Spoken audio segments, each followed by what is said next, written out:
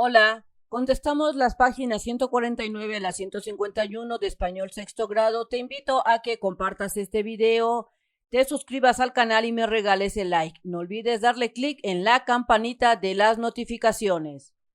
En la página 149 de tu libro te dice que ayudes a Andrés a elaborar el sobre para que pueda enviar la carta pues a su tía.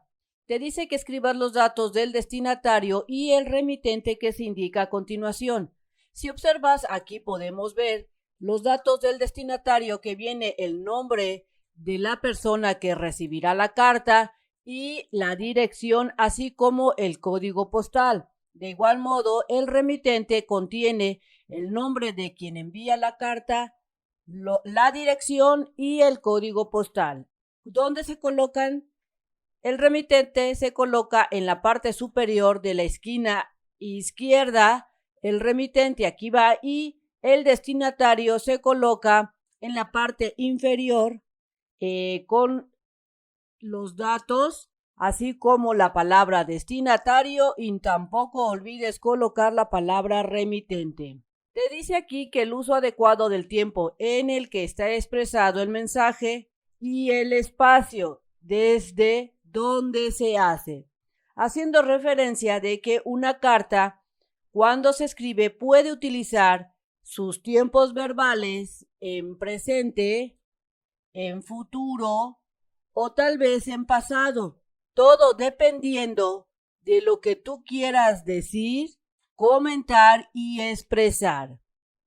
Y también te habla o puede entenderse como el espacio o los espacios que podría tener la carta para que cuando la estés redactando se pueda entender mejor.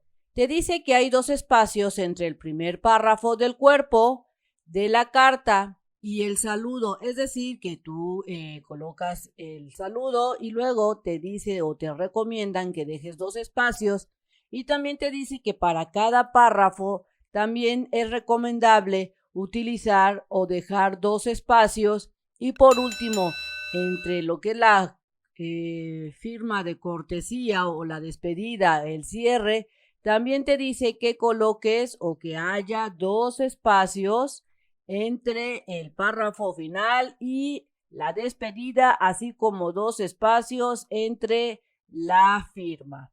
Estos son consejos que te pueden ayudar a que tu carta se pueda entender mucho mejor. Por último, aparecen estas palabras que te dice aquí que considera el empleo de algunas palabras y expresiones que sirven para designarlos, como aquí, allá, ayer, en ese lugar, después, ante, mañana. Estas palabras son conocidas como los adverbios de lugar y sirven para indicar el lugar donde se realiza la acción o para informar o dar información sobre la ubicación. Es decir, que los adverbios del lugar vienen a ayudar tanto a los verbos como a otros adjetivos para darle mayor entonación a lo que sería tu carta.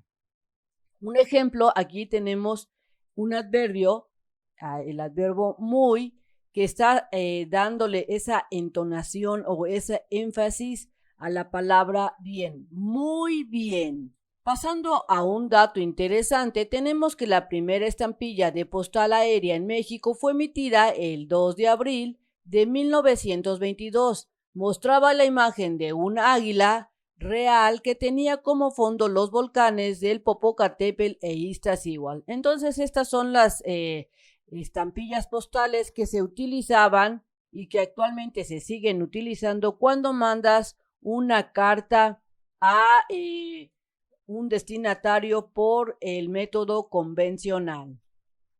Fichero del saber. Te dice que las cartas personales o epístolas, porque tú debes de saber que una carta personal también se le puede conocer como epístolas, adquieren valor literario cuando están escritas por o se utiliza un lenguaje muy cuidado.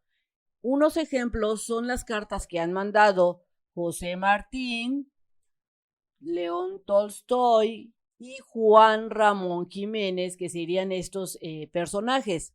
Existen algunas cartas escritas por grandes personajes con las que se han podido comprender mejor la historia, como la de Benito Juárez, en donde Benito Juárez en su momento envió algunas cartas y se puede conocer cuál era la situación política que en ese momento presentaba el presidente Benito Juárez.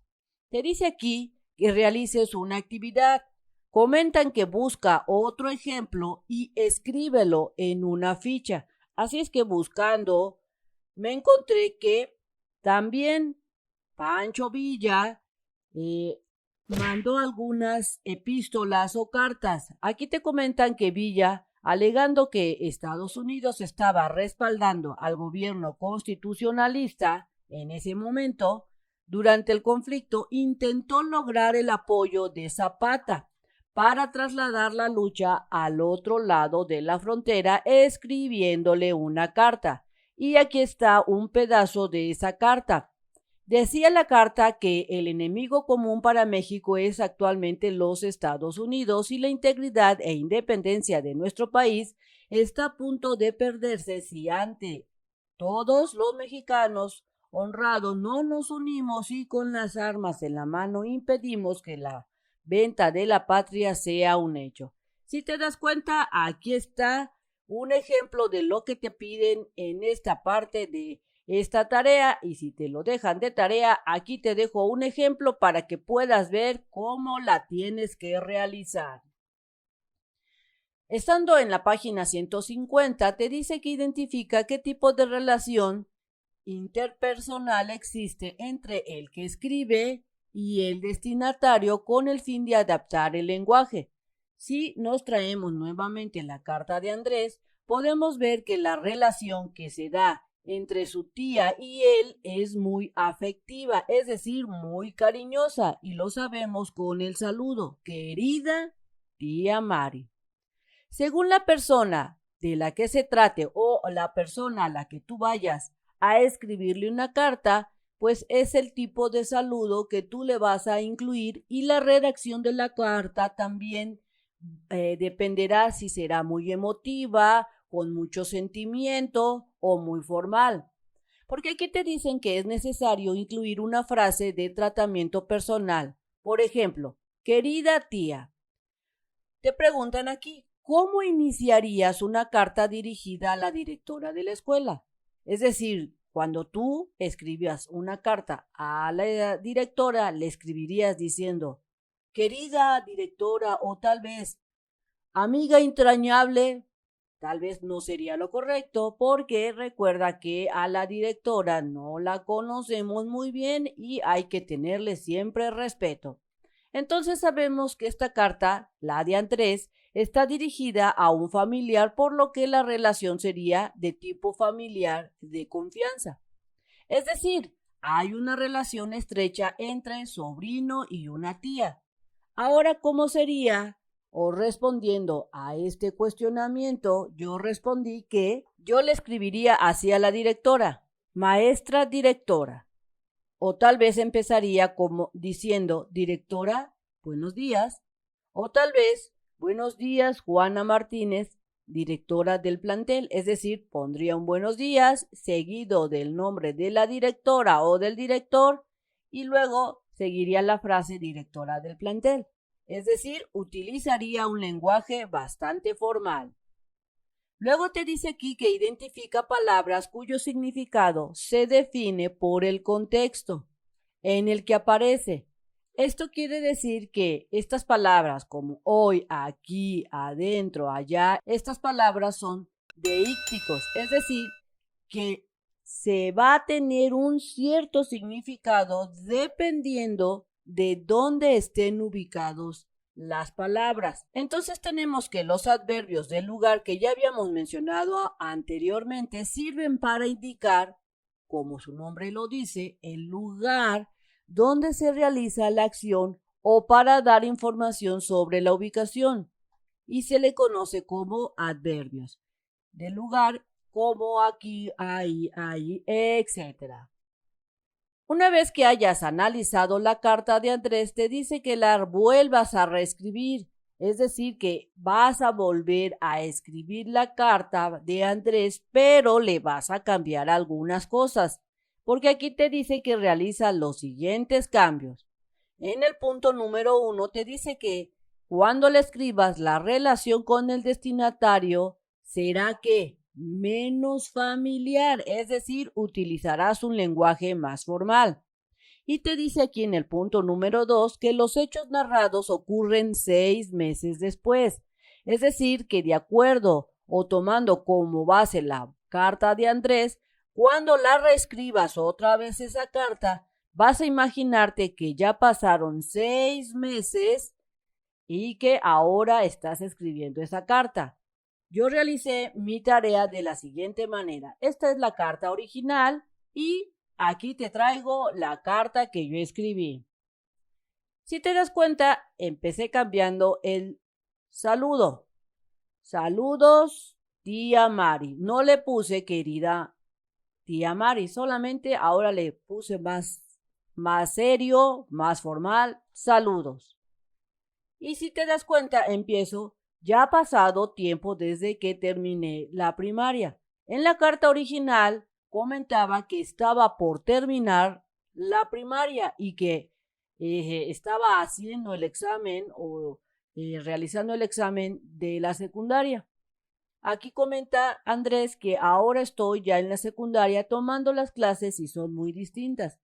Cuando realicé mi examen de admisión fue fácil realizarlo. Entonces tú tienes que ir cambiando el contexto de la carta de Andrés, de la original, reescribir la carta que sea más formal y recuerda que ahora pasaron 6 meses del tiempo en el que se escribió la carta. Si te das cuenta, esta carta fue escrita el 20 de mayo y yo le estoy escribiendo mi nueva carta el 20 de noviembre del 2020, es decir, 6 meses después, como te lo están pidiendo aquí. Luego te dice que selecciones con tu grupo algunos de los trabajos y comentes sobre la nueva manera que han sido expresadas las cartas.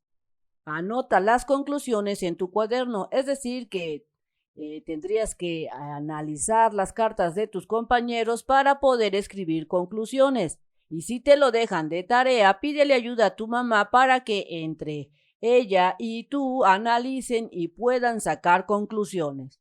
Yo concluí que sí cambió la primera carta. Si te das cuenta, esa carta está expresada con mucha emoción, o sea, muy emotiva. Y la segunda carta está expresada, la que yo hice, la de mi tarea, esta de color rojoso, está expresada con menos sentimiento y es más directa, sin faltarle al respeto, y la relación es menos efectiva porque recuerda que aquí te decía que cuando hicieras tu carta se realizará con menos sentimientos. Siguiendo en la página 150 te dice los deícticos. Algunos adverbios de tiempo y espacio y los pronombres personales pueden ser deícticos. Si te das cuenta, un deíctico es una palabra o frase como yo o aquí que no pueden entenderse completamente sin más información contextual. Es decir, si yo leo la palabra yo, bueno, sí, entiendo que soy yo, pero ¿qué? ¿Qué estoy haciendo ahí? ¿O cuál es mi papel? O si tú lees la palabra aquí, pues sí, o sea, aquí, pero ¿aquí qué? Esos son los deícticos, que son palabras que indican o señalan o aluden a un sujeto, objeto, tiempo o lugar. Son palabras que por sí solas carecen de sentido. Entre los ejemplos deícticos es allí, allá, aquí, acá, delante, al borde, detrás, encima, etc. Es decir, son adverbios de lugar. Entonces, vamos a ver algunos ejemplos. Me gusta ese. Si tú lees la palabra ese, en realidad no significa nada en sí, pero si la acompañas con algunas otras palabras para que le dé sentido, entonces ese deíctico se acompaña y forma una frase. Me gusta ese. Ese depende de dónde esté parado el emisor y hacia dónde apunte. Otro ejemplo es, esta es mi postura. Mañana iré al dentista. Pasando a la página 151 de tu libro, te dice que identifiques los deícticos de la siguiente carta. Así es que yo aquí te dejo a algunos que yo me encontré de los deícticos que si no están acompañados no tiene sentido, pero cuando están acompañados de sus respectivas palabras o de las palabras que hacen que tenga sentido la oración, pues estos deícticos tienen sentido. Siguiendo en la página 151 te dice el correo electrónico.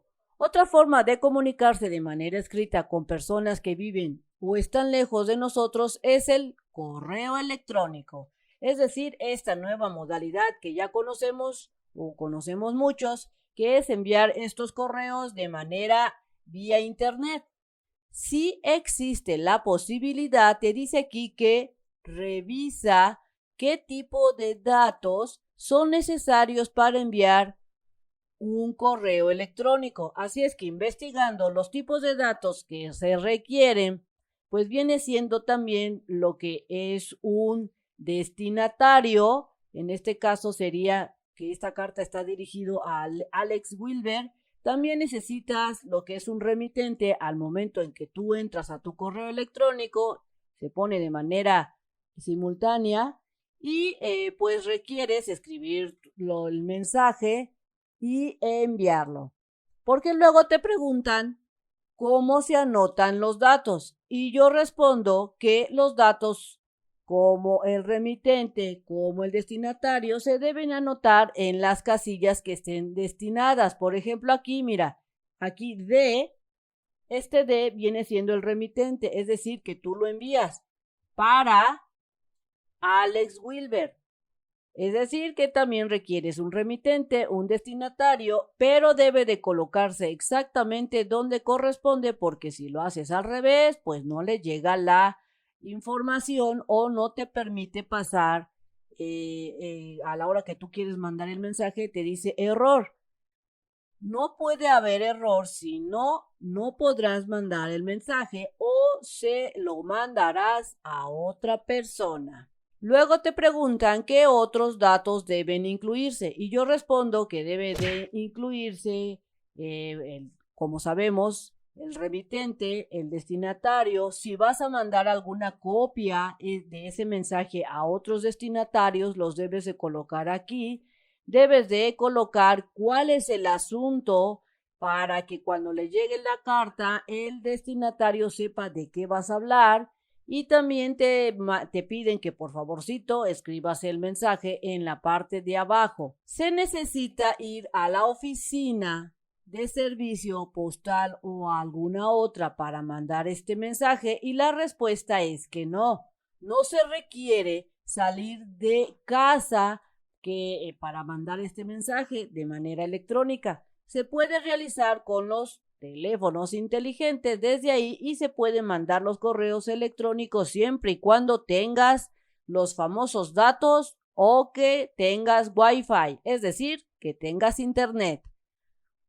Por último, aquí te están preguntando, hay que comprar timbres, estos famosos timbres postales cuando realizas estos envíos de mensaje electrónico y la respuesta es que no se requieren timbres postales, se requiere una conexión de internet para poder mandar los correos electrónicos. Posteriormente te dice que ahora que conoces las características, estructuras y la función de la carta, intégrate en un equipo y si te lo dejan de tarea, pídele ayuda a tus familiares y platica con tus compañeros o tus familiares sobre tus parientes o amigos que viven en otra parte del país o del mundo. Pregunta a tu familia y consigue sus nombres completos y dirección postal o electrónica. Así es que si te lo dejan de tarea, tendrías que preguntarle a tus familiares sobre algunas direcciones de algunos familiares como algún tío o alguna tía, ya sea que le pidas la dirección de su casa, como en este caso, o bien que le pidas la dirección de correo electrónico, porque aquí te dice que decide la modalidad postal o electrónica en la que escribirás una carta, es decir, que les vas a enviar una carta a tus familiares. Yo le mandaré, en mi caso, en mi ejemplo, un correo electrónico, pues a uno de mis familiares, porque es más rápido y le llegaría casi de manera instantánea. Así es que aquí en esta parte de esta tarea tendrías tú que decidir a quién le vas a enviar una carta, ya sea por el método convencional o de manera electrónica a algún familiar y pues a escribir. Un dato interesante: el origen de las palabras correr y correo es el mismo. Al inicio, los mensajes se llevaban de un lugar a otro por personas que corrían y relevos para que la correspondencia llegara a su destino. Es decir, que la correspondencia se enviaba corriendo prácticamente. Después se usaron caballos, autos, bicicletas y motocicletas. Así es que ya lo sabes que el origen de la palabra correo es porque se enviaban los mensajes, estas cartas, primero corriendo y después se utilizaron carretas, caballos, bicicletas, aviones, etcétera. Bien amigos, esto es todo, espero que te haya servido la información. Si es así, te invito a que te suscribas al canal, compartas este video, me regales el like y no se te olvide darle clic en la campanita de las notificaciones. Nos vemos bien prontito en el próximo videito, bye bye.